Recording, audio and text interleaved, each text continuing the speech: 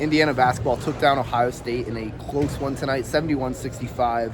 I'm Drew Rosenberg, Kyler Staley. We're at the Hoosier Illustrated Postgame Recap. It was really a tight contest going the entire way, but a couple guys stepped up for Indiana, specifically Malik Renu. Yes, Malik Renu has just been playing phenomenal these past few games. I don't know what his stats are, but I looked before the game.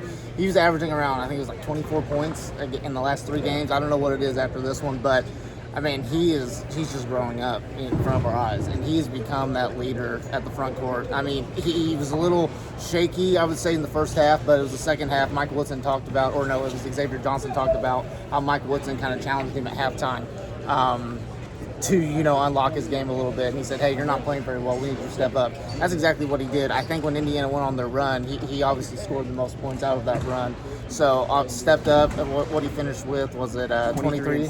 23 and 7. So close to a double-double. But, I mean, he's been the anchor for this Indiana team all season. A lot of things run through him, and rightfully so. And then he was just honestly giving what Ohio State was, letting him have tonight. So, big performance from Malik Renu, but we've seen that, for the past 4 games. Yeah, and it seems like in the second half, he just turns it up to another level. The Michigan game is another example of that, and consistently this year, Indiana down the stretch, they've needed points. They've gone to Malik Renu, and he's delivered.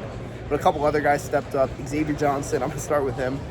After what Mike Woodson described as really an awful performance in his 14 minutes against Nebraska in his return, today was completely different. 0 turnovers, really took care of the ball, 18 points, really just did everything you want to see X do, what you kind of see there. Right. Yeah, I mean, this was great Xavier Johnson play right now. The 0 turnovers, and he even laughed about it. That's rare to see.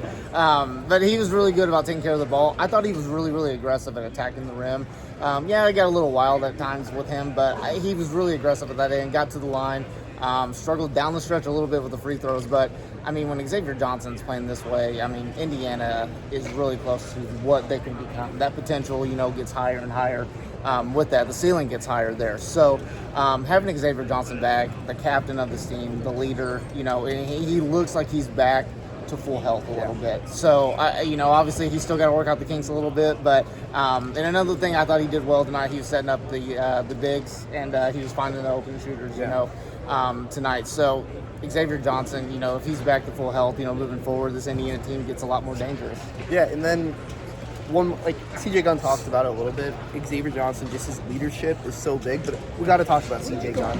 Really stepped up in a big way. Woodson kind of alluded to it, said in practices leading up, he'd really established himself, and he kind of had a feeling tonight could be that night. And CJ Gunn, 10 points, hit a couple of big shots, and was everywhere defensively. Yeah, I mean, obviously throw away, let's just set aside Xavier Johnson and Malik Renu's performances. I think CJ Gunn was the player of the game today, especially off the bench.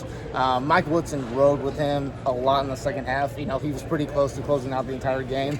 But Mike Woodson talked about it. He had a really good stretch of practices. He thought CJ deserved a run here. The problem with CJ is he's just been inconsistent. He hasn't been hitting shots, what he's supposed to. But tonight he was hitting shots, and the big thing with CJ was he was defending. He was being a pest on defense. He was, disrupting the passing lanes, being that guy. And it started the game with that really big poster that he had, that fast break slam. Immediately brought the energy to the crowd tonight. So really consistent game from CJ Gunn. I would say, you can make the argument with the Michigan game aside, but I would say this was definitely his best performance in Indiana so far. But you hope that he's going to move forward a little bit, especially with both him and Caleb Banks. They've been a little shaky up and down, little sophomores still trying to figure it out. But CJ Gunn stepped up tonight, an important part of why Indiana was able to get out this gutsy win tonight. Yeah, I mean, it wasn't pretty at times. I mean, Indiana really struggled on the glass tonight. It's been a recurring theme throughout the year. They were out-rebounded by, I believe, 22 rebounds tonight. Gave up over 20 offensive rebounds to Ohio State. At one point, Indiana had 24 total rebounds to Ohio State's 22 offensive rebounds. You don't usually win games when you get out-rebounded by 20, and it's not a formula to keep winning. Woodson said, Khalil Ware and Malik Renu said they were awful on the glass, as consistently Ohio State generated second chance looks. And from what I saw, it seemed like a lot of times it was not 5 guys going to the rebound. Guys were leaking out, contesting, and then trying to get out in the break. And Ohio State's rebounding 5-on-3, 5-on-4 consistently. which led to a lot of second chances for them. Yeah, I mean, obviously, when you look at Ohio State, they got a lot of size on their team. So Indiana does have size, but Indiana's been struggling with rebounding all season. I mean, multiple times this season, I feel like it's the majority of the games they've been out-rebounded. And it doesn't matter the opponent. But like you said, you don't win very many games being out-rebounded by 22. Absolutely just wild to see a stat like that. And Indiana also still had more post points than what Ohio State had as well. So it's a lot of things. Mike Woodson mentioned, just the way the ball was going, with the long shots that Ohio State was taking. That's a factor in it, but also you made a good point. They need 5 guys going after the rebounds. They need all those guards there.